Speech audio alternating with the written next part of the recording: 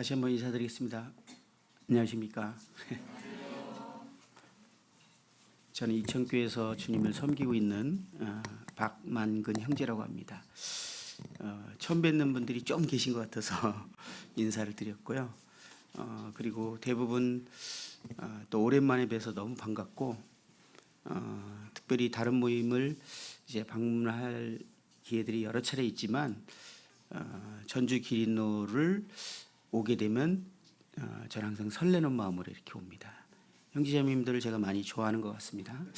그래서 그저께도 올 때 설레는 마음으로 왔고, 어제 형제님들과 또 청년들을 보는데 참 마음이 많이 설렜습니다. 오늘도 뵙게 돼서 너무 반갑고요. 저의 근황에 대해서 대체적으로 아시지만 혹시 궁금하신 분들에서 조금 말씀드리면서 교제를 시작할까 합니다. 저는 작년 8월 11일에 이제 폐암 사기 판정을 이렇게 받게 되었습니다. 전혀 예상하지 못하고 생각하지 못했던 상황이었습니다. 그리고 이제 지난 주일이 딱 6개월 되는 그런 이제 상황이었으니까 이제 6개월이 됐는데요.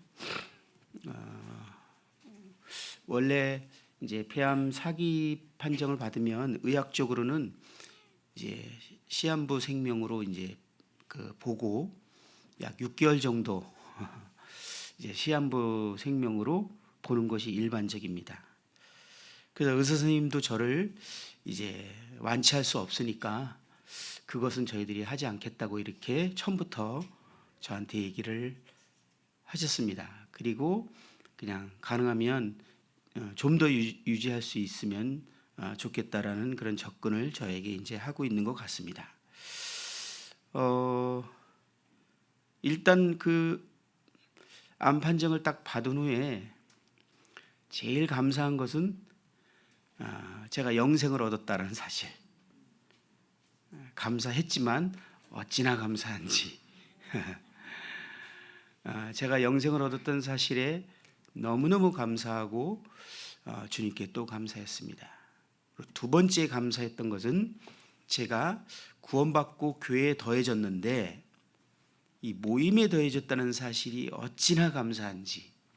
왜냐하면 저의 소식을 듣고 전국에 정말 수많은 형제자매님들이 사랑의 교제와 기도와 많은 위로를 해주셨습니다. 진짜 난 가족이 왜 이렇게 많은가 라고 생각할 만큼 그 어느 때보다도 사랑을 많이 경험하고 있습니다. 주님이 주와 복음을 위해서 가족을 버릴 때 이 땅에서 여러 배를 받고 영생을 얻지 못할 자가 없다고 했는데 제가 그것을 정말 몸소 경험하고 있는, 근데 그 형제자매님들의 그 사랑의 표현들과 그 모든 것들이 살아계신 주님으로 생생하게 저에게 느껴지면서 제 평생 주님의 사랑을 이렇게 많이 느끼면서 지낸 적이 없는 것 같습니다. 너무나 제가 만약에 기성교회에서 구원받았다면 이렇게 전국적인 사랑과 기도를 어떻게 후원을 받을 수 있었겠어요? 그런데 모임에 더해지는 것이 이렇게 좋은 것이구나. 그러면서 모임에 대한 감사와 이런 마음들이 저에게 몇 배 더 커지는 그런 시간이었습니다. 요즘은 이제 그 좋은 신약들이 많이 나왔다고 하는데 저는 공교롭게도 그런 신약들을 사용할 수 없는 모든 조건을 다 가졌어요. 그래서 뭐 표적 항암이나 면역 항암이나 뭐 이런 여러 가지들이 이제 좋은 약들이 있어서 그런 약들을 쓰게 되면 좀 생명을 연장하거나 또 생존율이 좀 높아지거나 이러는데, 저는 여러 가지 조건이 그런 모든 것들을 사용할 수 없는 그런 조건이라서 그냥 의사 선생님 입장에서는 손을 쓸 수 없는 것이 이제 저의 상태입니다. 그런데 6개월이 지난 지금 제가 이렇게 형제자매님들 앞에, 그것도 경기도에서 전주까지 제가 운전하고 와서 제가 운전하고 왔어요. 그리고 여기서 형제자매님들과 교제를 하고 있습니다. 기적이 일어나고 있죠. 계속 형제자매님들의 기도로 산다라는 것을 저는 피부로 느낍니다. 그냥 기도로 은혜의 시간이 지금 연장되고 있다, 이런 생각들을 이제 하게 됩니다. 그러다 보니까 저에게 있어서 이 시간이라는 것이 매우 소중하게 다가옵니다. 모든 분들에게 소중한 시간이지만 저에게 특별히 더 소중하더라고요. 이제 처음에 이제 판정을 받고 한 달, 두 달 지나면서 얼마나 나에게 시간이 있을까? 이렇게 생각할 때 여러 가지 생각들이 들면서 처음에는 그런 생각이보다는 툭 들어온 생각은 내가 사랑하는 사람이 이제는 얼마 못 보겠구나, 이런 생각이 툭 온 것도 사실이에요. 그렇지만 더 이상 그런 생각을 하고 있을 상황이 아니라는 판단이 들었고, 저에게 있는 이 시간이 가장 가치 있게 사용되기를 원하고, 그런 생각들이 제 마음 가운데 이제 들어졌습니다. 그래서 우리 형제자매님들이 자신의 시간에 대해서 어떻게 사용할까를 생각하시겠지만, 저는 특별히 그런 시간을 많이 생각하고 많이 이제 주님 앞에 묻고 그렇게 하는 시간들을 가질 수밖에 없었습니다. 우리 성도님들에게도 동일한 이 시간은 소중한 것입니다. 그래서 우리들에게 주어진 시간을 낭비하지 않고 가장 가치 있게 쓰는 것, 이것은 주님께서 우리를 부르신 삶의 목적대로 사는 것이 가장 가치 있는 삶일 것입니다. 그렇죠? 그러면서 요즘 제가 항상 교제하고 묵상하고 생각하는 말씀이 뭐냐면, 잠언 29장 18절에 묵시가 없으면 백성이 방자히 행하거니와 라는 말씀입니다. 어제도 우리 시간이 많이 남을 것 같이 느끼는 청년들에게 이 말씀 좀 교제를 했어요. 그런데 제가 어제 청년들한테 이런 얘기를 했어요. 제가 저희 교회에서 수요일날 기도 시간을 항상 갖고 있는데요, 제가 이제 기도 모임을 꼭 인도합니다. 근데 전국 모임에서 요즘에 최근에 암에 걸리신 형제자매님들의 소식이 참 많이 들리잖아요. 빠지지 않고 기도했습니다. 그리고 간절히 기도했고 주님께 이제 구하는 그런 시간을 가졌는데, 그것이 1년, 2년 계속 기도했지만 그런 시간을 가지면서도 제가 그 기도 대상이 될 거라고는 한 번도 상상해 본 적은 없어요. 왜냐하면 저희 가족들은 암에 걸리는 가족력은 아무도 없었고, 그 부분에 대해서 제가 뭐 생각하지 못했지만 저에게 그런 상황이 이제 오게 되었습니다. 우리의 삶은 그래서 모두 다 시한부입니다. 시한부라는 건 뭐예요? 언젠가는 이제 주님 앞에 가야 되죠. 근데 그 시간을 다 언젠지 모른다라는 거예요. 젊었을 때는 많이 남은 것 같고 나이 들면 적게 남은 것 같지만 꼭 그렇지 않습니다. 잠언 29장 18절에 보면 묵시라는 말은 하나님 꿈, 비전, 계시, 이런 의미로 우리가 성경을 번역하고 있는데, 하나님께서 주신 명령, 하나님께서 주신 뜻을 또는 그 하나님이 계획하신 목적을 뜻하는 말로 사용하고 있습니다. 그래서 묵시는 하나님이 계획하신 것, 뜻하시는 것, 우리에게 주신 그 명령, 우리가 이 땅을 살아가야 되는 그 목적, 이런 의미죠. 방자에 행하다라는 말은 이 멸망하다, 포로가 되다라는 원어의 의미는 그런데요, 우리가 그 의미를 이제 의역해서 보면 삶을 실패하게 되다라는 의미로 이해하시면 될 것 같습니다. 그래서 하나님이 우리에게 주신 목적대로 살아가지 않게 되면 삶을 실패하게 된다 라는 말의 의미입니다. 우리가 실패하는 삶을 살지 않고 가치 있는 삶을 살려면 어떤 삶을 살아야 되냐라는 많은 생각들을 할 수 있고, 세상 사람들은 다양한 생각을 할 수 있겠지만 모든 그리스도인에게는 분명합니다. 하나님이 주신 삶의 목적을 분명히 해야 한다는 것입니다. 우리가 많은 것을 잊어버리고 살아요. 보면 처음 출발했던 걸 잃어버리더라고요. 그래서 기린노교회 올해 표도 처음 사랑 잃어버린 것이죠. 잃어버렸기 때문에 회복하라.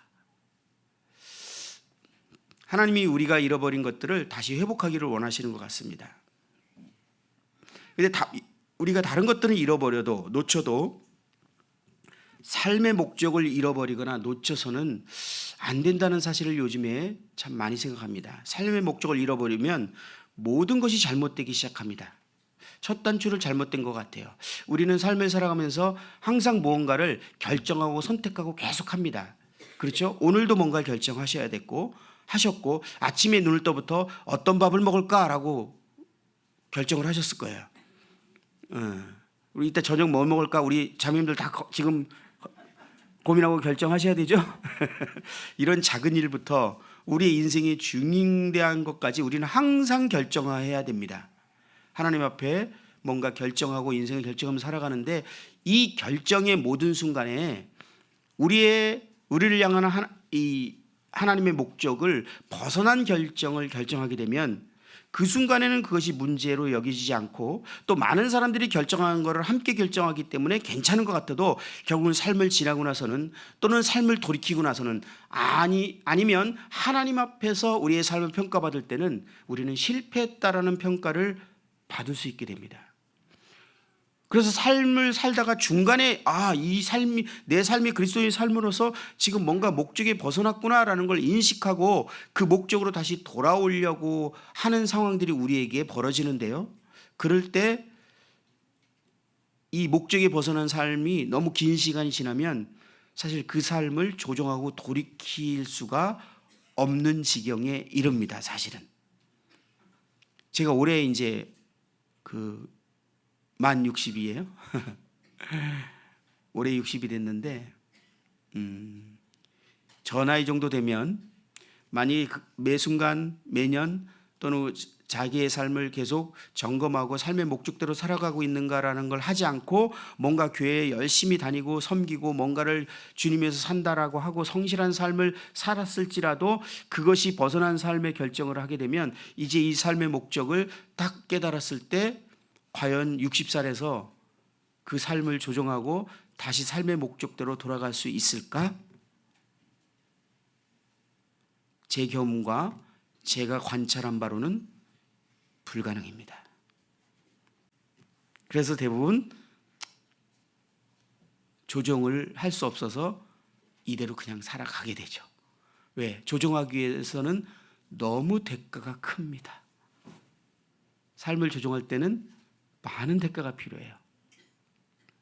그래서 참 이러한 경험들을 하게 되는 것이 그리스도인의 삶 중에 하나인데 저희들이 참 그러한 삶을 살지 않게 되기를 주님이 바라시는 것 같습니다. 그렇다면 그리스도인의 삶의 목적은 무엇입니까? 그것은 너무나 분명한 거 아닙니까? 그리스도인들이 이 땅에 살아가는 이유가 무엇인가?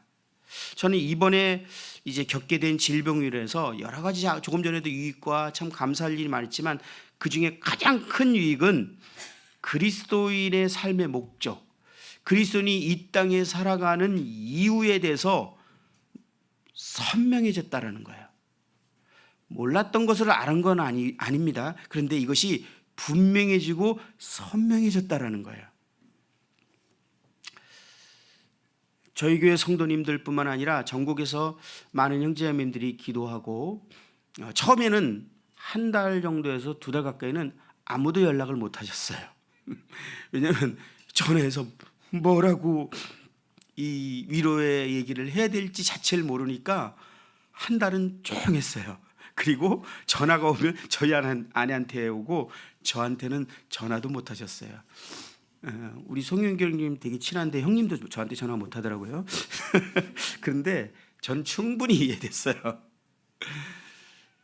그런데 이제 연락이 오기 시작하면서 그 형제자매님들이 저에게 얘기하는 소식은 이제 히스기야의 기도처럼 형제님의 생명을 연장해달라는 정말 눈물의 기도를 하고 있다고. 어떤 자매님은 자기가 평생 기도하면서 이렇게 많이 울면서 기도해 본 적이 없다고. 어떤 형제님은 새벽마다 장로 형제님인데 새벽마다 예배당에 나가서 정말 나를 위해서 눈물을 흘리면서 주님께 생명을 연장해 달라고 기도하신다고. 뭐 이천교회 성도님들은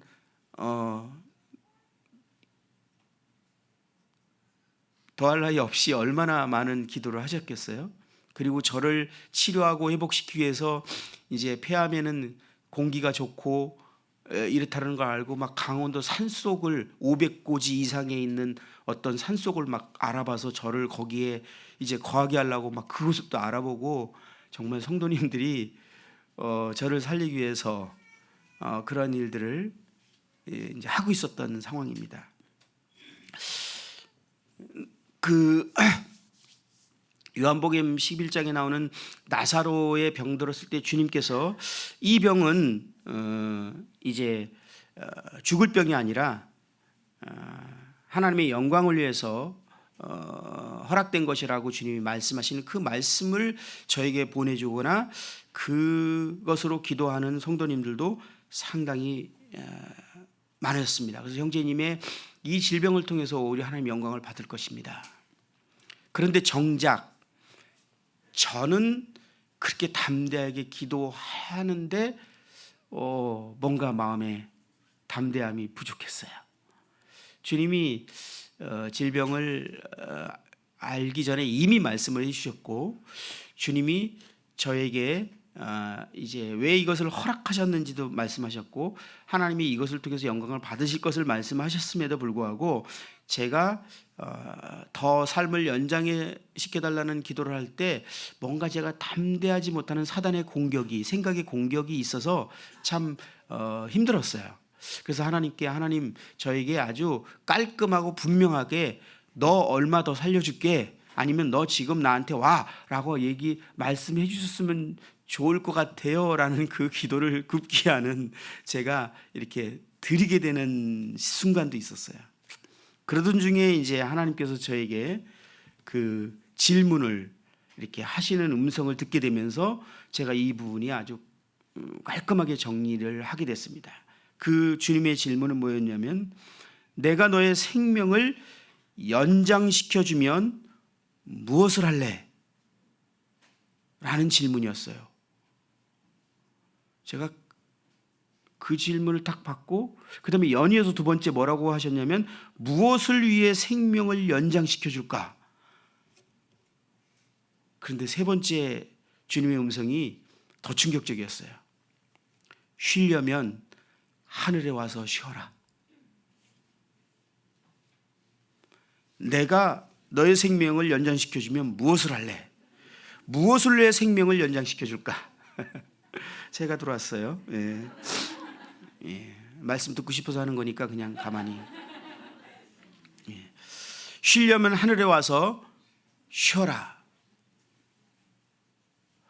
너무나 명쾌하고 분명하고 깔끔하게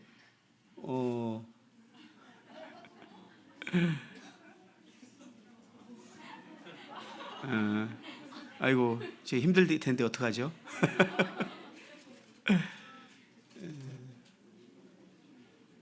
문을 거기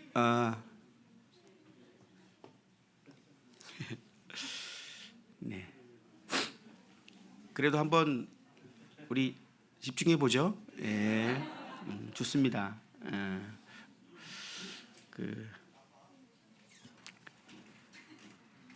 이 말씀을 이제 탁 주님이 말씀하시는데 두 말씀이 동시에 떠올랐어요. 너는 먼저 그의 나라와 그 일을 구하라.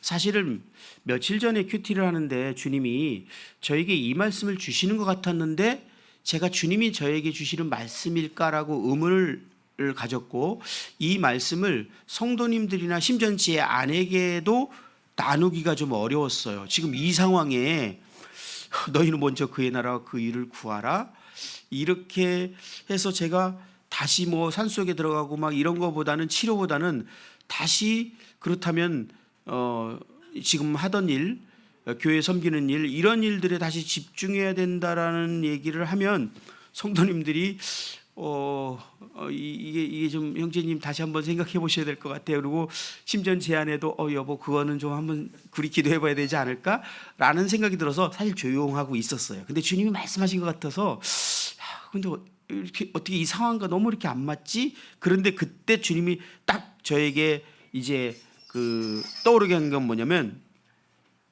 몸은 음란을 위하여 있지 않고 오직 주를 위하여 있으며 주는 몸을 위하여 계시느니라.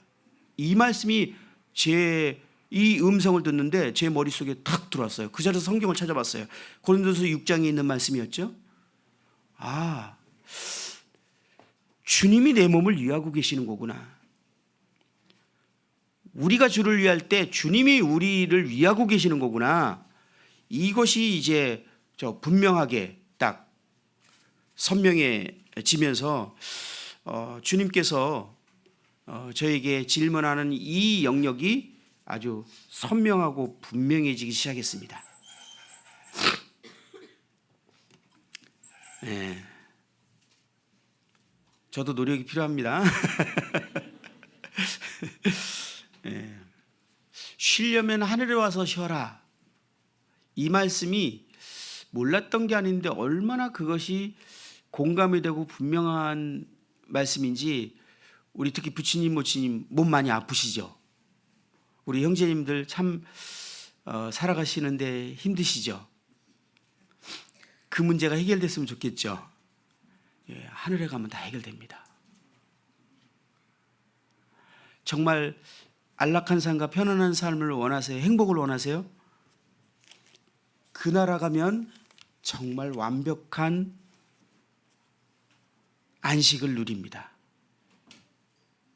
우리가 이 땅에서 원하고 있는 것들이 있다면 그거를 한번 생각해 보시면요, 그 모든 것은 그 나라 가면 완벽하게 우리가 누리고 경험하게 된다는 거예요. 내가 여러 차례 생각했는데 예외가 없더라고요. 제가 원하던 모든 것은 그 나라 가면 다 완벽하더라고요. 그러니까 그것을 원한다면, 네가 원하는 게 그것이라면 이곳에 오라는 거예요. 이 하나님이 정말 저를 위해서 하시는 음성이었어요. 그럼에도 불구하고 내가 너에게 생명을 연장시켜주고 생명을 너에게 더 준다면 무엇 때문에 그렇게 하기를 해야 되며 너는 무엇을 위해서 그것을 원하느냐라는 질문을 저에게 하신 것이거든요. 우리 형제자매님들이 지금 주님의 그 질문을 스스로에게 던져보시기 바랍니다. 우리 형제자매님들에게 지금 주님께서 오늘 이 순간, 오늘 저녁에 주무시다가 심장이 주님이 스톱해, 그러면 그냥 심장은 스톱합니다. 그리고 주님께 가야 되는 것이죠. 근데 주님이 여러분들에게 생명을 더 연장시켜 주셔야 한다면 무엇 때문에 그래야 하는지에 대한 질문을 하나님이 던지신다면 우리 형제자매님들은 무엇이라 대답하실 것입니까? 왜 너에게 생명을 더 연장시켜 줘야 되는지, 무엇을 위해서 그래야 되는지라는 질문을 만약에 지금 형제자매님들에게, 성도님들에게 하나님께서 그 질문을 던진다면 뭐라고 대답하시겠습니까? 무엇 때문에? 왜? 이거는 실질적인 하나님의 질문이었어요. 그리고 이 질문은 저에게만 해당되는 질문이 아니었더라고요. 그리고 우리가 바라는 것이 정말 편안한 삶이고 안락한 삶이고 행복한 삶이고 고통이 없는 삶이고 하나님과 함께하는 삶이고 하나님을 진정으로 예배드리는 삶이고, 또 지금 떠오르는 것이 없는데 아픔과 고통이 없고 염려가 없는 삶이고, 그런 것이라면 지금 제가 말씀드린 모든 것은 그 나라 가면 완벽해질 것입니다. 그렇다면 이곳에 오는 것이 더 좋다라고 하나님이 우리 형제자매들에게 말씀하신다면 뭐라고 대답하실 것입니까? 저는 제가 이 땅에 더 살아야 된다면 살아야 될 이유, 제가 이 땅에 존재한다면 그것이 한 달이 됐든 1년이 됐든 몇 개월이 됐든 제가 이 땅에 존재한다면 그 이유가 무엇인지에 대해서 이제 분명히 생각해 봤어야 됐고, 그것이 저에게 너무나 선명해졌습니다. 그리고 그것이 모든 그리스도인이 이 땅에 존재하는 이유라는 것에 대해서 너무 분명해졌어요. 저 청년 때 우리 그런 얘기 많이 했거든요. 그때 뜨겁게 복음을 전하고 고난도 받고 막 한참 30 몇 년 전이니까 저희 모임 그런 분위기였죠. 그때 막 기도하고 막 그 뜨거울 때 형제들이 둘러앉아서 그런 얘기 종종 했어요. 우리가 구원받으면 이렇게 구원받고 나서 왜냐하면 그때는 왜 이렇게 핍박을 많이 받았는지, 교회 오면 행복했지만 가정들에게 막 핍박받고 자매님들 막 매를 맞고 교회 도망오고 회사에 가서도 비난받고 이단이라는 소리 듣고 참 여러 가지 많이 경험했던 그 맨날 우리 기도는 눈물의 기도였어요. 그렇죠? 그럴 때 우리가 그런 말을 했어요. 주님께서 우리가 구원받으면 그냥 데려가시면 진짜 좋을 텐데. 왜? 성경에 들림받은 인물들이 있잖아요. 그렇죠? 완벽하지 않습니까? 근데 주님이 왜 우리를 이 땅에 두셨을까? 그때 그런 얘기 많이 했어요. 제가 이 시점에 다시 그 생각이 났어요. 주님이 왜 이 땅에 우리를 두셨을까? 그건 이미 성경에 기록되어 있는 것이 아니지 않습니까? 기록되어 있지 않습니까? 주님이 죽으시고 부활하시고 이제 하늘로 가시면서 우리에게 사명을 주셨다라는 거예요.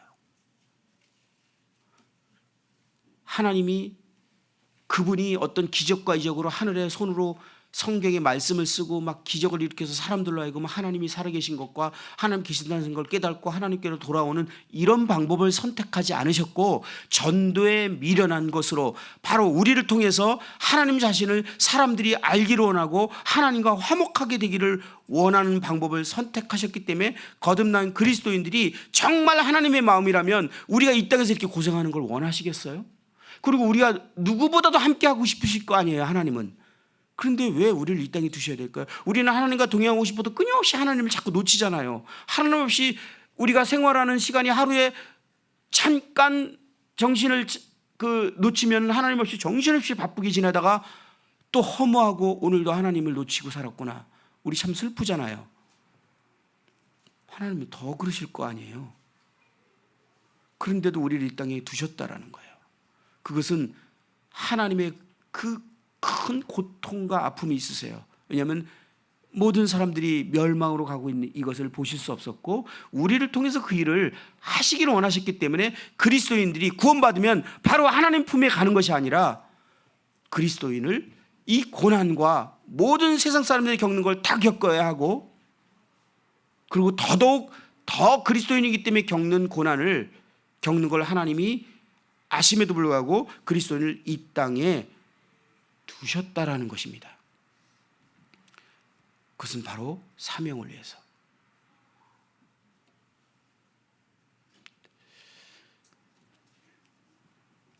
주님께서 그러시면서 우리들에게 그런즉 너희는 먼저 그의 나라와 그 일을 구하라. 그리하면 이 모든 것을 너희에게 더하시리라. 하나님이 우리를 그냥 정말 물가에 놓는 그 아이처럼 정말 그 늑대들이 우글우글하는 그 곳에 양을 놓은 것처럼 하나님은 그런 심정이지만 그런 우리를 모든 피로들을 우리들을 돌보시고 보호하시고 지키시겠다고 약속하시면서 우리들을 이 땅에 두셨습니다. 이 모든 것이 무엇이죠? 우리에게 필요한 모든 것을 이제 우리가 이 땅에 살아가는 목적대로 살아갈 때 하나님께서 그것을 책임져 주시겠다는 거예요. 여기서 포인트는 우리가 필요한 모든 것이 아니라 하나님 볼 때 우리에게 필요한 모든 것입니다. 우리에게 필요한 모든 것이면 내 경험으로 하나님이 나 필요한 거 다 안 채워주시는데 이렇게 생각하는데 그거는 착각이시고요. 그거는 망할까 봐 안 주시는 거고, 하나님이 볼 때 우리에게 필요한 모든 것은 하나님이 반드시 채워주시겠다고 약속하셨습니다. 언제? 너희가 그 사명을 위해서 내가 너를 부르신 목적대로 분명히 살아갈 때. 그래서 성경은 우리 중에 누구든지 자기를 위하여 사는 자가 없고 자기를 위하여 죽는 자도 없도다.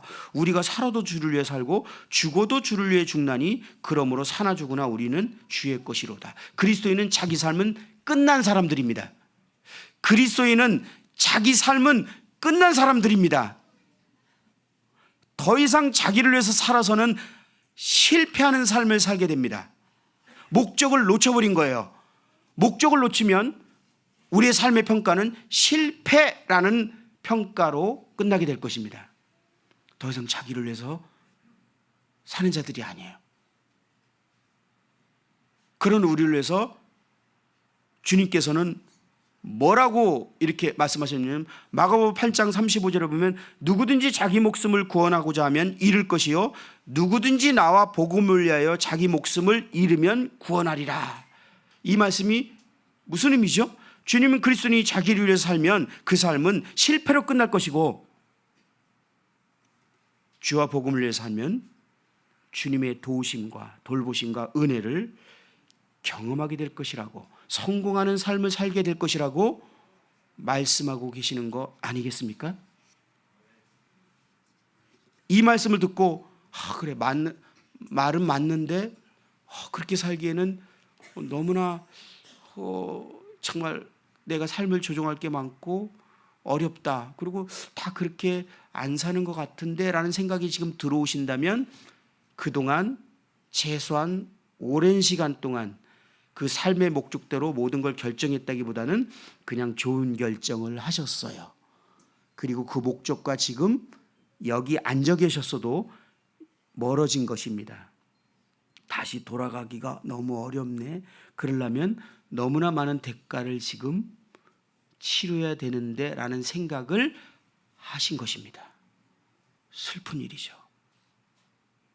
불행한 삶이죠. 그리스도인에게는. 이 평가를 그날에 가면 명쾌하게 받게 될 것입니다. 바울의 삶이 성공적인 삶이라고 우리는 압니다. 왜? 바울은 나를 본받아라 그렇게 담대하게 말했던 사람이기 때문에요. 그는 그리스도의 삶의 목적을 놓치지 않았던 사람입니다. 그가 성공적이었던 이유죠. 사도행전 20장 24절에 보면 내가 달려갈 길과 주 예수께 받은 사명 곧 하나님의 은혜의 복음을 증거하는 일을 마치려 하면은 나의 생명조차 조금도 귀한 것으로 여기지 아니하노라. 사도 바울이 살아갔던 삶의 방식, 가치관이에요. 사실 사도 바울 옆에서 누군가가 관찰하고 있었다면, 아니 성경을 보면 관찰이 되죠. 우리 입장 말고 안 믿는 사람 입장이나 그냥 인간적인 입장으로 사도 바울을 관찰하면 세상에서 제일 불행하게 산 사람일 걸 아마. 세상에서 안 겪어도 되는 것을 제일 많이 경험한 사람일걸요. 디모데후서 4장 5절에 보면 그러나 너는 모든 일에 신중하여 고난을 받으며 전도자 일을 하며 내 직무를 다하고, 그래서 6절에 이런 말을 합니다. 전제와 같이 내가 벌써 부어지고 나의 떠날 시간이 가까웠도다. 이제 자신이 죽을 걸 알고 있죠. 나는 선한 싸움을 싸우고 나의 달려갈 길을 마치고 믿음을 지켰으니 이제 후로는 나를 위하여 의의 면류관이 예비되었으므로 주 곧 의로우신 재판장이 그날에 내게 주신 것이며 내게만 아니라 주의 나타나심을 사모하는 모든 자에게도니라. 이제 바울이 이 고백을 한 후에 이제 곧 주님이 부르셨을 것이고 주님이 바울에 대한 평가가 있었을 것인데 잘했다 충성된 종아라고 성공적인 삶의 평가를 받았을 것은 우리는 충분히 예측합니다. 우리 또한 이 바울처럼 이제 평가를 받게 될 날이 곧 올 것입니다. 그것이요 저에게는 피부로 와닿는다는 거예요. 우리 형제님들이 피부로 안 와닿을 수는 있어요. 연세가 많으신 분들은 저와 같을 건데 우리 젊은 분들이나 형제들은 안 와닿을 수 있어요. 근데 반드시 옵니다. 그리고 내가 생각하지 못한 날에 오게 될 것입니다. 그러면서 누가복음 19장 말씀이 생각나는데 누가복음 19장 말씀 한번 볼까요?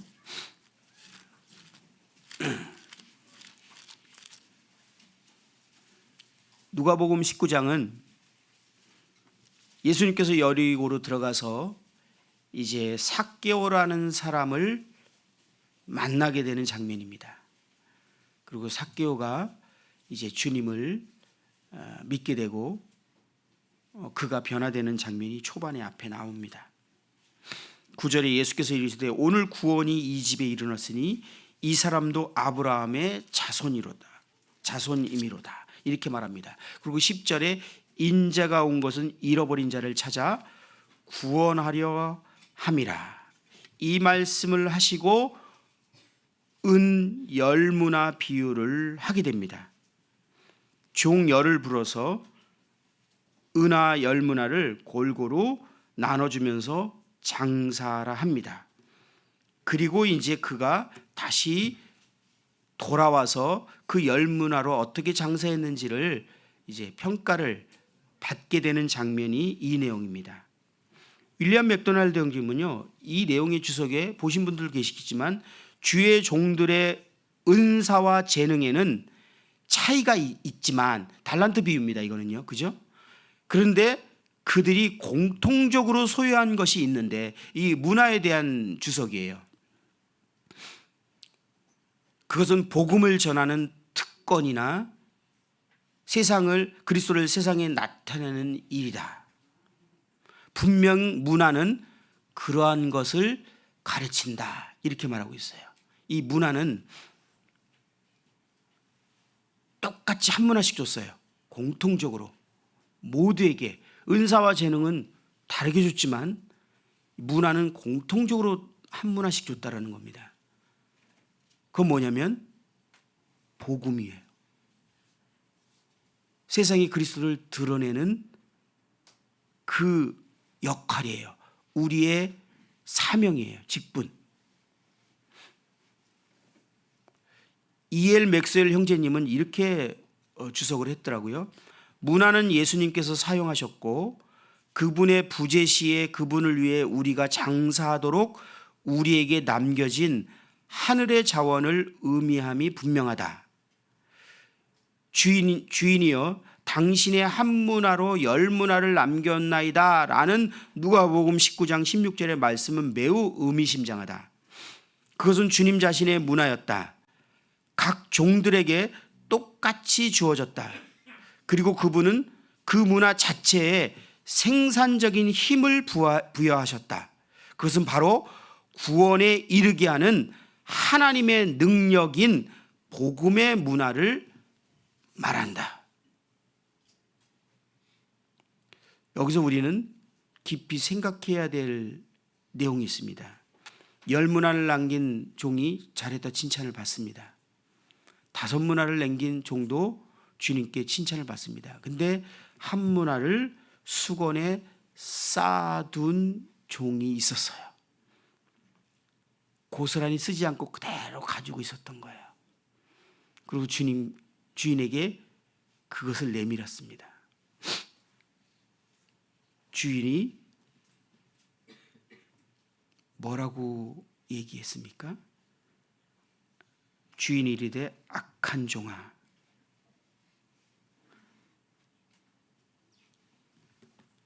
다시 말해서 이 종은 삶을 실패했다라는 평가를 받게 됩니다. 어쩌면 이 종이 이거 외에 다른 영역에 있어서는 성실하게 살았을 수 있지 않습니까? 많은 섬김과 남들이 볼 때 참 성실하게 살았다라는 평가 받을 수 있어요. 자기 스스로 생각할 때도 열심히 삶을 살았을 수 있어요. 그렇죠? 문화를 묻었다고 흥청망청 다 그냥 아무것도 안 하고 놀고 살았다라고 우리는 쉽게 평가할 수 없습니다. 그런데 주인이 이 종에게 삶에 대한 평가를 탁 내렸는데 너 실패한 삶이야. 이거 제가 좀 부드럽게 얘기한 겁니다. 주인은 그렇게 말하지 않았어요. 이 악한 종아.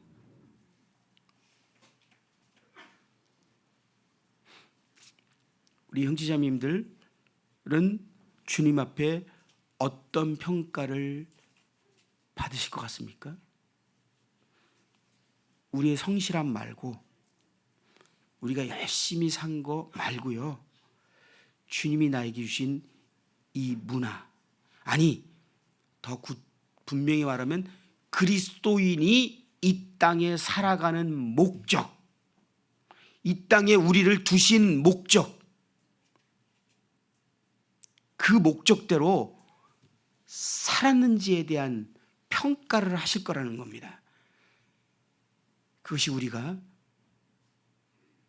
갖고 있는 이 복음을 사람들에게 전하는 것이요.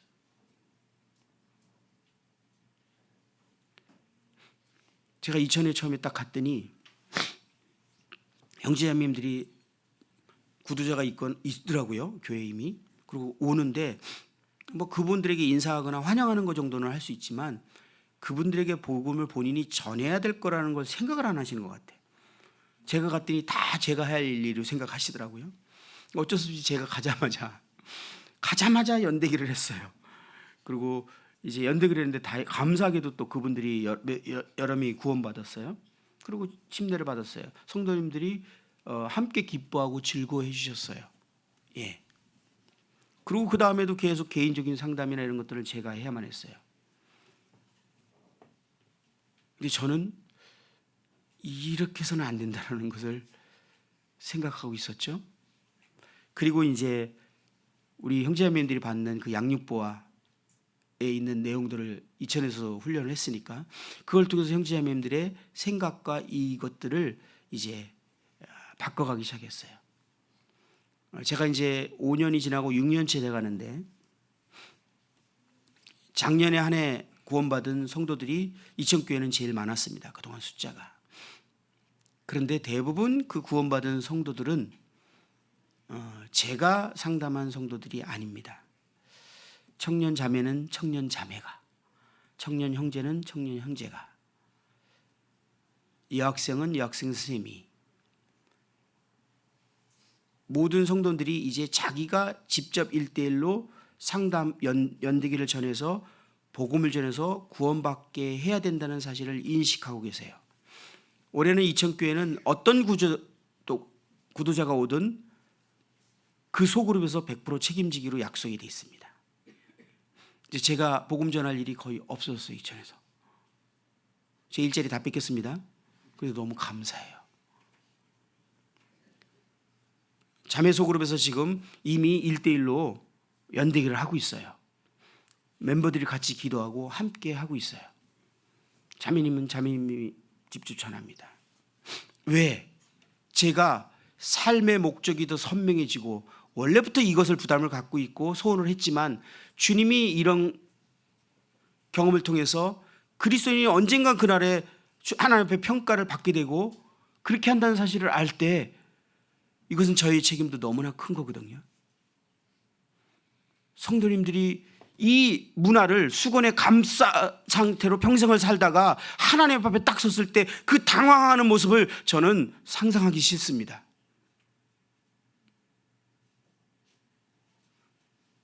게으르고 악한 종이라고 평가를 받을 거거든요. 실패한 삶이라는 평가를 받게 될 것이거든요. 우리가 왜 이 땅에 지금 있습니까? 그리스도인은 이 땅에 살아갈 이유가 없어요. 그리스도는 이 땅에 더 이상 이 땅에서 행복을 추구하는 삶을 살아야 될 이유가 없는 사람들이에요. 성경은요,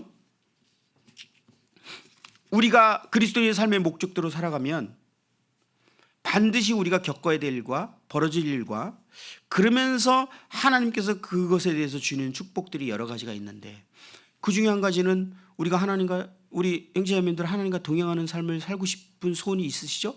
그것을 위해서 노력하시죠? 그런데 성경은 분명히 이렇게 말해요. 내가 너희에게 분부한 모든 것을 가르쳐 지키게 하라. 볼지어다 세상 끝날까지 너희와 함께 있으리라. 주님이 마지막 지상명령 때 너희는 가서 모든 민족을 제자로 삼아 아버지와 아들과 성령 이름으로 세례를 베풀고 라고 해서 뒤에서 이어지는 말씀이 이거였어요. 이게 무슨 약속이죠? 너희가 이 땅에 사는 목적대로 살아갈 때 하나님이 약속한 거 있는데 내가 너와 함께 하겠다. 주님과 동행하는 삶을 끊임없이 추구하시는데 이 그리스도의 삶의 목적을 놓친다면 주님과 동행하는 삶은 반드시 실패할 것입니다. 지속되지 않을 거예요. 왜? 하나님의 약속이 그렇거든요. 주님이 내가 그런 너와 함께 하겠다. 왜 사도들이 그렇게 주님의 생생한 음성과 주님과 동행하는 삶을 살았겠어요? 바울이? 그는 삶의 목적이 선명했으니까. 우리처럼 막 주님과 동행하려고 맨날 노력하고 막 그러지 않았는데도 주님 편에서 함께 하셨어요. 누가복음이나 사도행전 보면 주님께서 이 증인의 삶을 이루기 위해서 성령의 오시기까지 기다리라고 하십니다. 그리고 이 증인의 삶을 살게 하기 위해서 우리에게 주어진 것이 성령님이 오셨어요. 그죠? 그리고 성령님이 오시면서 그들이 진짜 이 증인의 삶을 삽니다. 성령으로 충만해집니다. 우리 형제자매들 성령 충만을 원하십니까? 그런데 증인의 삶을, 그리스도의 삶의 목적을 살지 않는다면 성령 충만한 삶은 반드시 실패할 것입니다. 불가능해요. 성경은 그렇게 말하고 있어요. 성령을 주신 목적인데. 근데 우리는 삶의 목적을 놓치고 수건을 쌓아두고 우리가 원하는 걸 원해요. 아, 주님이 항상 나에게 말씀해 주시면 좋겠고 주님의 음성을 듣고 살고 싶다. 성령으로 충만했으면 좋겠다. 뭔가 지금 포인트가 안 맞았죠. 제가 처음부터 말씀드렸어요. 삶의 목적이 벗어나면 모든 것들이 잘못되기 시작한다. 마지막 주님의 평가까지도 그렇게 평가를 받게 된다는 거예요. 그 그리스도인의 삶의 목적대로 살아갈 때 데살로니가전서 2장 2절을 보면 너희가 아는 바와 같이 우리가 먼저 빌립보에서 고난과 능욕을 당하였으나 우리가 하나님을 힘입어 많은 싸움 중에 하나님의 복음을 너희에게 전하였노라. 성경은요, 우리가 삶의 목적대로 살게 되면 반드시 벌어질 일이 있는데 치열한 영적 싸움이 일어날 것이라는 것입니다. 사단은요, 그리스도인들이 교회 생활 잘하고 성경 공부 잘하고 정말 교회 몸된 교회 잘 섬기고 그다음에 서로 형제자매들이 모여서 서로 사랑을 하고 막 그 좋은 그 교회 분위기가 되고 그래도 그 교회 안 건듭니다. 괜찮아요. 사단 입장에서 그런 교회 안 무서워해요. 그런 그리스도인 무서워하지 않습니다. 아시겠어요? 근데 그들이 그 교회가 삶의 목적의 방향을 탁 잡고 이제 복음을 전하기 시작하면 사단은 초긴장입니다. 개인이 아니라 교회가 그러기 시작하면 사단은 두려워 떱니다. 왜? 음부의 권세가 이기지 못하리라. 이렇게 내가 이 반석의 교회를 세우리니 음부의 권세가 이기지 못하리라. 분명히 주님은 말씀하셨고 그것을 이제 이루시기 위해서 십자가에서 사단의 머리를 깨셨거든요. 교회가 딱 삶의 목적을 방향을 잡고 탁 전진하기 시작하면 사단의 나라는 무조건 정복되거든요.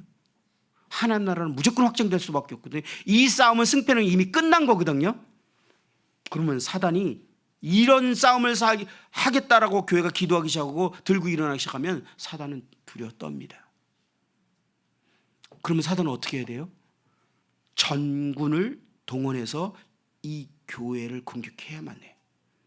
그 교회를 공격해요. 안 그러면 완전히 패배하는데 왜 그동안 수많은 복음을 전하면서 영혼들이 막 더해졌던 교회들이 무너지고 깨어지고 큰 어려움을 교회들이 겪고 있는지 아십니까? 복음을 전했기 때문에 그래요. 그런데 문제는 이게 큰 영적 싸움이 있다는 걸 인식하지 않은 거예요. 제가 주일날 인도원에 있을 때 지방교회 한 분이 저희 교회에 예배드리러 왔어요. 그 안양 지역에는 지방교회가 없나 보더라고요. 여기 일 때문에 왔는데 예배드리려고 그러는데 어디서 예배드릴까 할 때 지방교회에서는 그래도 브레드린이 형제들이 있는 모임이라고 자기가 얘기를 들었대요. 그래서 기성교회는 갈 수 없고 찾아보니까 형제교회가 있네요. 그래서 왔다 그러더라고요. 이제 같이 식사하면서 제가 대화를 했어요.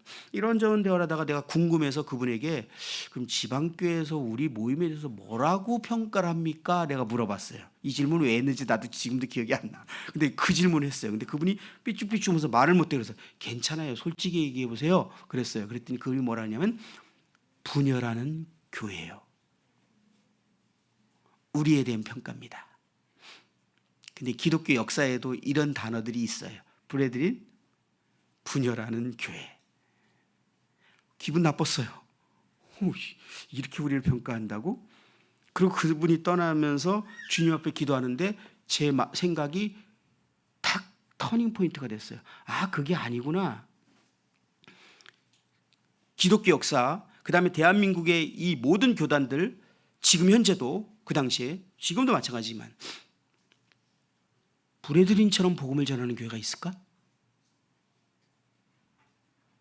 저는 흔치 않다고 생각해요. 저희 브레드린의 형제들이 직원주 교회에 이렇게 좀 많이 가서 그룹이 형성됐다고 하더라고요. 거기 형제들의 별명이 뭔지 아세요? 전도 특공대래요. 누가 하라고도 안 했는데 왜 이렇게 복음을 전하는지. 그래서 모임의 형제자매들은 별명이 전도 특공대야. 자, 그렇다면 지금 무슨 일이 벌어지도록 우리가 지금 유도하고 있는 중이에요? 사단에게 전쟁을 선포하고 싸움을 우리가 먼저 건 거야. 사단이 가만히 있어요? 그럼 안 되지. 그럼 바보지. 얼마나 지혜로운 존재인데 이 루시퍼가 얼마나 지혜로운지 아시지 않습니까? 그러면 그는요, 그 옛날에 우리 막 영화를 보듯이 수백만 수십만의 군사를 데리고 막 그 칼을 들고 옛날에 그 전쟁 보면 어마어마한 군사들이 와서 막 전쟁을 일으킨 것처럼 그런 지금 전쟁을 해와야지 되는 교회가 브레드린 교회라는 거예요. 그런데 여기서 영적인 전쟁을 인식한다면 실패하지 않겠지만 영적인 전쟁이 있다는 걸 끊임없이 인식하지 못하면 당합니다. 그죠? 어떤 식으로 당하게 하죠? 주로 인도자를 건들거나 아니면 형제자매들을 분열을 일으키거나 이 복음을 그래서 복음 전하는 일을 못하게 하는 거죠. 우리의 싸움은 혈과 육의 싸움이 아니라고 했지만 우리의 생각은 그것을 놓쳐버렸기 때문에 형제자매를 원망하고 교회를 원망하고 사람을 원망하게 하도록 작동을 해서 결국은 사단의 목표는 무엇입니까? 복음을 전하는 데 힘을 잇는 것. 우리 마음의 쓴뿌리 원한. 나는 더 이상 이제 그렇게 살지 않을 거야. 내가 경험해봤는데 내가 그렇게 했더니 내 인생이 어떻게 됐어. 뭐 이런 거잖아요. 근데 그게 다 사람에 대한 원망이죠. 누가 지금 작동한 겁니까? 사단이. 복음을 전해서 부흥한 교회 치고 이런 경험 안 한 교회 별로 없어요. 끝까지 복음을 전하면서 성공한 교회도 있지만 왜? 이 영적 싸움, 빛과 왕국의 어둠의 그 끝없는 싸움을 인식하지 않은 거예요. 당한 겁니다.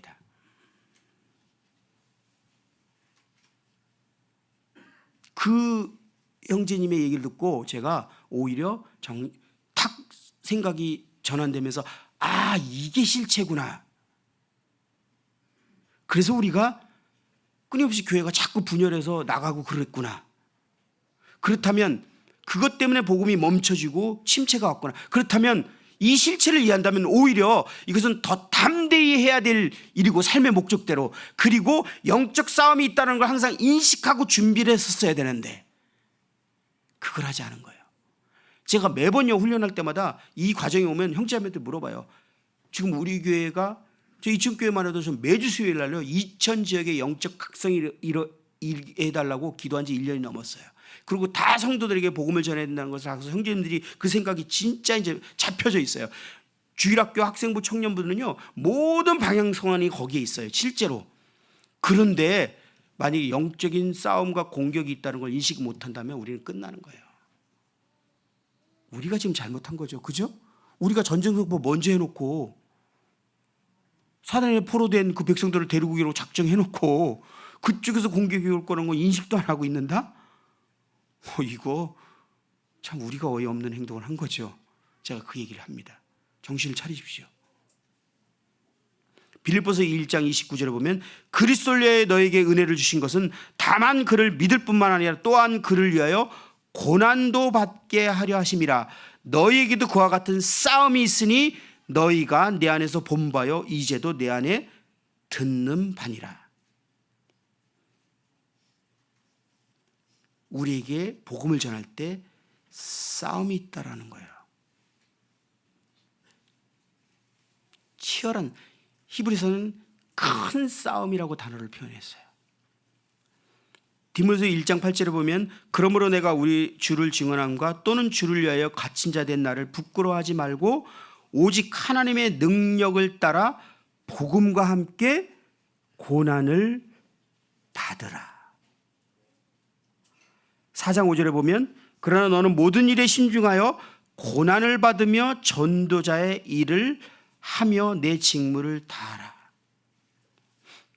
그리스도인의 삶의 정의는, 삶의 목적은 복음을 전하는 것이고 그 삶의 양상 모습은 큰 싸움이고 다른 말로 말하면 고난을 받는 삶입니다.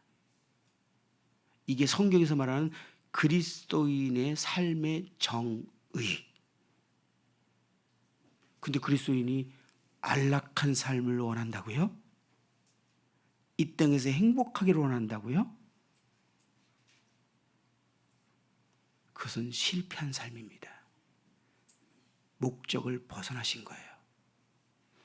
좀 더 넓은 집, 좀 더 좋은 차, 좀 더 안락한 삶, 우리 자녀들의 행복, 안전, 이거 벗어나도 무지하게 벗어났습니다. 성경은 그리스도인이 정상적으로 이 땅에 살아가는 이유대로 살아간다면 큰 싸움이 있을 거기 때문에 그 싸움은 보이는 증상은 고난이라는 것으로 드러날 거라는 거예요. 교회가 고난이 없다. 교회 문제 생긴 겁니다. 우리 개인의 삶에 고난이 없다. 문제가 생긴 거예요. 삶의 목적을 잃어버린 거예요. 바울은요, 그리스도인의 삶의 목적 그리고 그들의 삶의 방식이 무엇이라고 한 문장으로 딱 표현했냐면 디모데서 6장 12절에 보면 믿음의 선한 싸움을 싸우라. 영생을 취하라. 이를 위하여 너가 부르심을 받았고. 끝. 다른 문장 없습니다. 기대하셨어요? 아니요. 싸움을 싸우라. 그게 다예요. 그리스도인의 삶의 가장 완벽한 표현이에요. 그리스도인이 이 땅에 살아가는 목적대로 산다면 이런 일이 벌어질 거라는 거예요. 그래서 미리 얘기한 거예요. 싸움이 있을 것이다. 인식하라. 너희들에게는 반드시 고난이 있을 것이다. 바울이 자신의 생애 끝에서 그리스도인의 삶의 끝에서 살아온 자신의 삶을 한 문장으로 이렇게 표현했어요. 한 문장으로 자신의 삶을. 바울은요 자기의 삶도 그렇게 표현했다니까요. 디모데서 4장 7절 보면 나는 선한 싸움을 싸우고 나의 달려갈 길을 마치고 믿음을 지켰으니. 사도 바울이 자신의 삶에 대해서 한 문장으로 표현한 표현입니다. 나는 선한 싸움을 싸우고 달려갈 길을 마쳤다. 싸움이라는 거예요. 그리스도인은요 이 땅에서 싸우려고 사는 거예요. 싸우려고. 그래서 안락한 삶인가? 이것은 성경에 약속된 바가 없죠.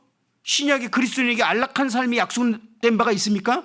결코 없습니다. 구약의 율법은, 기복신앙은 하나님 뜻대로 살면 복을 내리는 것이지만 이 땅에서 이제 신약에 와서 그리스도인에게는 그런 약속이 일체 없습니다. 왜? 이거는 완전히 그리스도의 삶의 목적과 반대되기 때문에 약속할 수 없으시죠.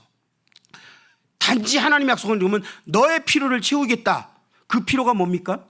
다양한 걸 거예요. 여기서 결정적인 필요는 주님께서 저에게 약속하신 그 이 제자들에게, 이런 삶을 사는 제자들에게 약속한 것이 저에게 가장 놀라운 건 뭐냐면, 평안을 너에게 끼치노니 나의 평안을 너에게 주노라. 내가 너에게 주는 것은 세상이 주는 것 같지 아니하니라.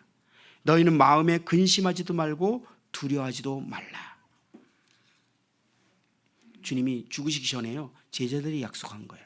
그리고 20장, 요한복음 20장 20절 보면 예수께서 또 이르시되 너희에게 평강이 있을지어다.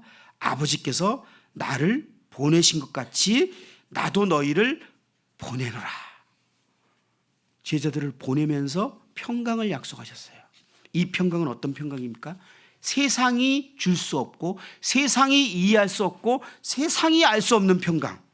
세상은 환경과 상황이 나의 평강을 좌지우지합니다. 그죠? 물질이 넉넉하고 아무 일이 없고 병이 없고 아무 일 없으면 평안합니다. 근데 덜컹 저처럼 암이 걸리거나 집에 무슨 불행이 오거나 이러면 평강이 없습니다. 세상이 그 누리는 평강. 그래서 세상 사람들은 이 평강, 다시 말하면 행복이라고도 하는데 안락한 사람인데, 이 평강을 누리기 위해서 모든 인생을 투자하는 거예요. 돈이 있어야지. 그리고 안전을 위해서, 자식들의 안전과 나의 안전과 모든 안전을 위해서 모든 인생을 거기다 다 건 거예요. 왜? 평안을 위해서 건 거라니까요. 근데 그리스도의 평안은 세상이 주는 평안과 다르대요.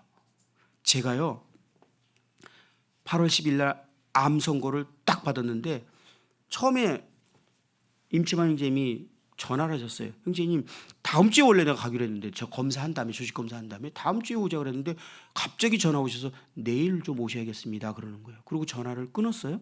그 순간 내가 질문 못했는데 끊고 딱 나니까 이건 좋은 게 아닌, 좋은 소식이라면 얘기했을 텐데, 형제님 검사했더니 암은 아니네요 이랬을 텐데, 그냥 내일 오세요 그러는데 딱 감이 오더라고요. 그래서 내가 카톡을 보내서 다시 전화를 못 하겠고, 형제님 저 알고 가면 좋겠습니다. 사실대로 말씀해 주세요. 그랬더니 형제님이 카톡을 보냈어요. 그러지 않기를 바랬는데 형제님 암이십니다. 그때 묘한 경험을 했어요. 교통사고를 내가 직접 차에 딱 맞아보지 않아서 모르겠는데, 뭔가 큰 그 압력이 저를 빵 치는 것 같은 충격이 왔어요. 생각을 못했으니까. 그런데 놀랍게 신기한 일이 벌어졌는데 내 마음이 너무너무 편안한 거야. 그 어떤 말로도 어떤 위로로도 누릴 수 없는 이 평강이 제 마음에 막 밀려오는데 너무너무 평강한 거예요. 누구의 말로 이렇게 평강할 수 있겠어요? 누구의 위로가 저를 이렇게 평안하게 할 수 있겠어요? 그거는요, 보통 임채만님이 그런 얘기 했어요. 저한테 직접. 자기가 아닙니다라고 말하면 그 말을 딱 듣는 순간 그분의 눈을 보면 눈에서 벌써 딱 빛을 잃어버린대요. 벌써 죽는데요. 다음 날 임채만님이 갔는데요, 임채만님이 저를 쳐다를 안 보셔. 형제님 암이세요. 그러니까 민망해서 못 보시는 거예요, 진짜로. 근데 저는 진짜 너무 평안했어요, 우리 아내도.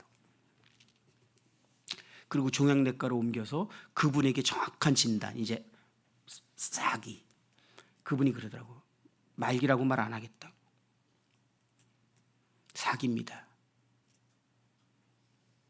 그리고 저는 이제 돌려서 말하면 치료 안 되는 상황이잖아요. 근데 그거를 우리 아내하고 저고 지금 그때는 잘 몰랐는데 너무 편안하게 이렇게 듣고서 네 알겠습니다. 그래서 그랬는지 의사 선생님이 우리한테 화를 냈어요.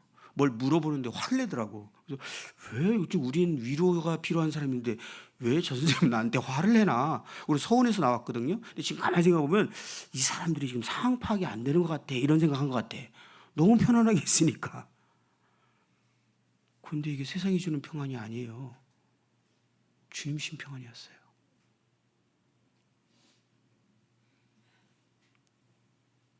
그리스도인에게는 약속된 건 이거밖에 없어요. 제가 시간 많기 때문에 이거 말씀만 드리고 끝냅니다. 제가 둘째 딸이 7개월 때 심장 발작으로 죽음의 문턱에 있는 사건을 경험하게 됐습니다.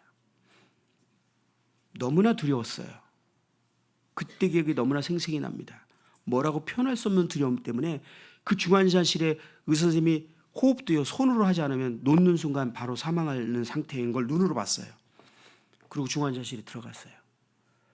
곧 이 아이가 죽을 수 있겠구나. 그러니까 병원에 막 기도할 곳을 찾아서 기도하는데 하나님께 막 두렵고 막 별 생각이 나는데 하나님 우리 애를 살려주십시오. 기도를 하기 시작했어요. 그때 주님이 저에게 개인적으로 찾아오셨어요. 그리고 저에게 어떤 깊은 저의 상태의 깨달음과 말씀을 통해서 제 심령이 회복되면서 소위 말하는 하나님과 처음 사랑을 회복되는 경험을 거기서 하게 됩니다. 제가 하나님과 멀어졌던 사실을 몰랐던 거예요. 저 그때 교회를 위해서 진짜 열심일 때입니다. 교회에서 저를 인정할 때였어요. 일꾼으로. 그리고 항상 좋은 평가를 받았을 때였어요. 근데 저는 정작 처음 사랑을 잃었어요. 그때 이걸 깨달았어요. 그때 제 마음에 평강과 기쁨이 이제 밀려오는데 주체가 안 되더라고요. 그래서 그때 거기서 막 예배를 드리기 시작했어요. 기쁨의 예배. 너무너무 감사해서 우리 주일날 막 불렀던 찬송 떠오르는 거 부르고 막 감사드리고 막 그러고 있는데 하나님이 말씀하시는 게 막 들렸어요. 내가 너희 아이를 데려갈 거다. 그런데 그래도 너 나를 예배할 것이니? 이렇게 질문하셨을 때 제가 그때 망설이지 않고 뭐라고 대답했냐면 우리 큰아이와 제 아내를 데려갈지라도 저는 하나님을 예배하고 싶습니다. 그리고 또 예배를 드렸어요. 이게 도대체 어디서 오는 평강이죠?